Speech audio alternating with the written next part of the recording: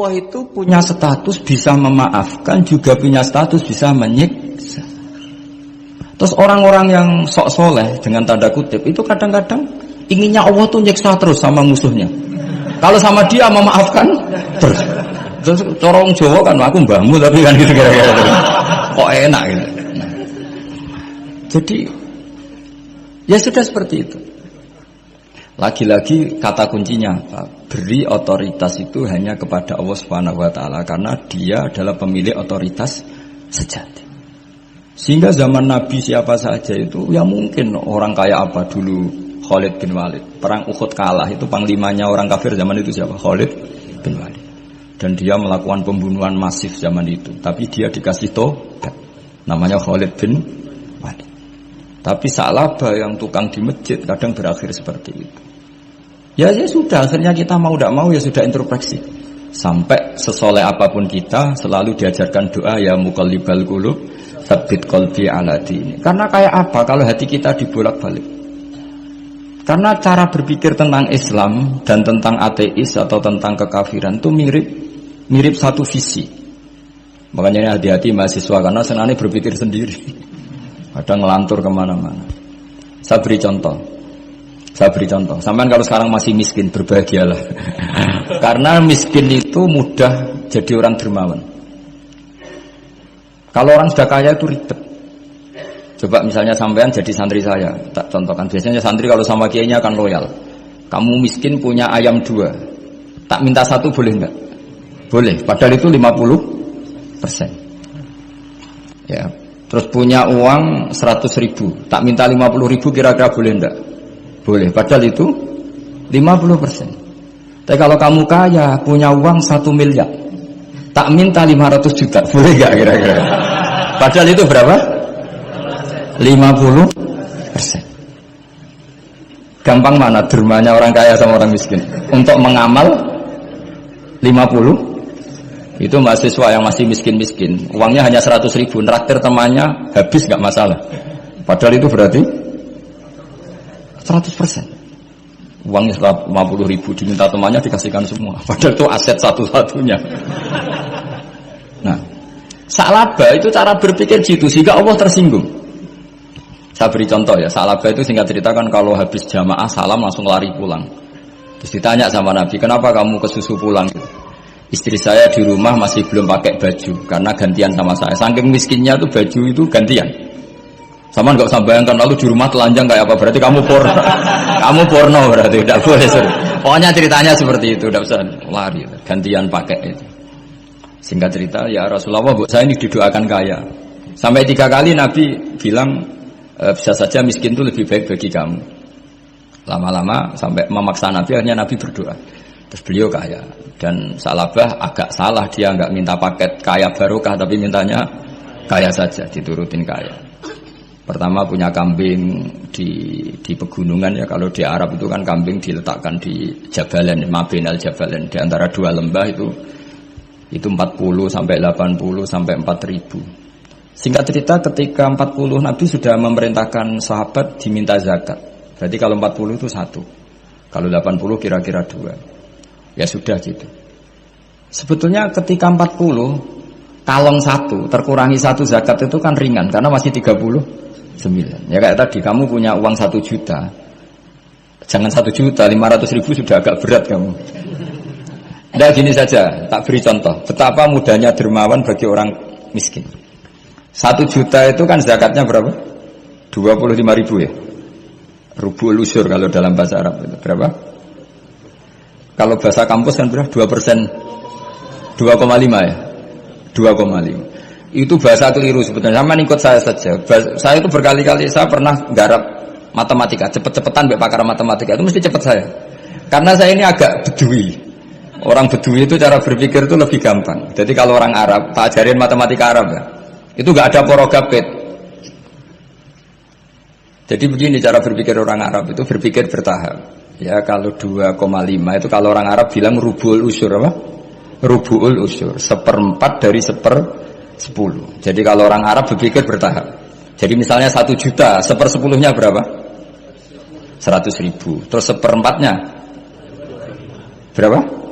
25.000. Jadi disebut rubul usur, 1/4 dari 1/10. Jadi 1 miliar, cari 1/10-nya dulu 100 juta. Terus 1/4-nya. Sehingga nggak usah porogapit ruwet.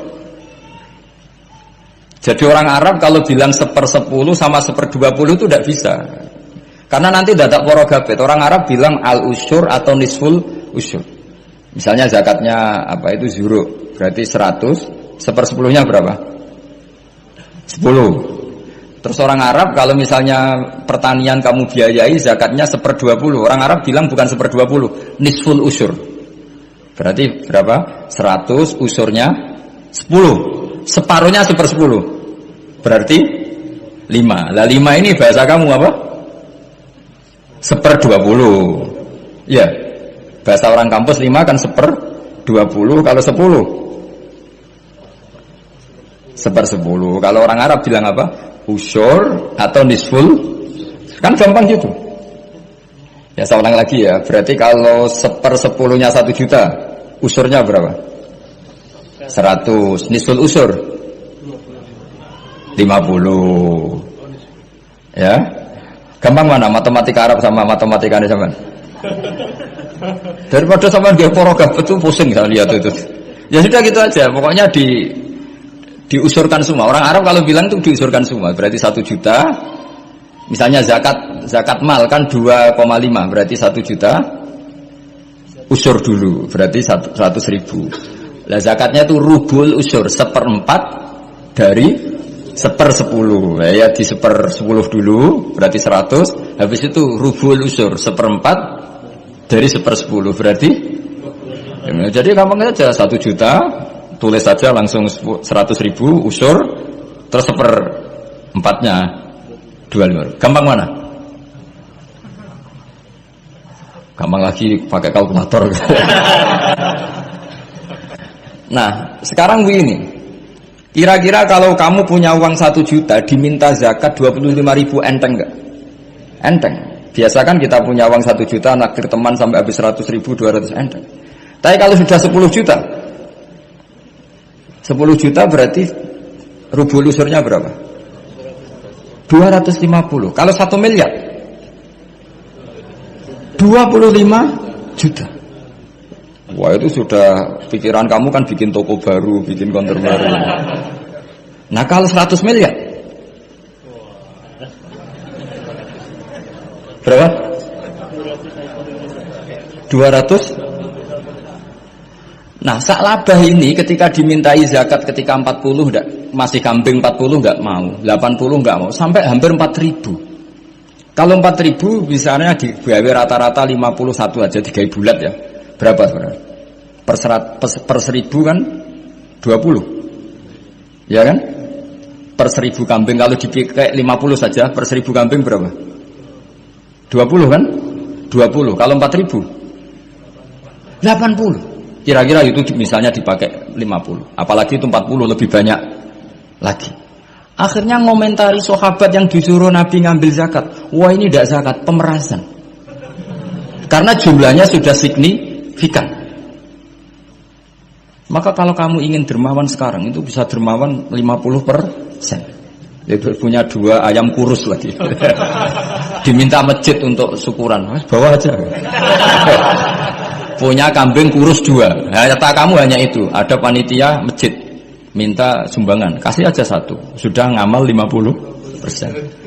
Tapi kalau punya sapi limusin 2, yang per 1 harganya 70 juta.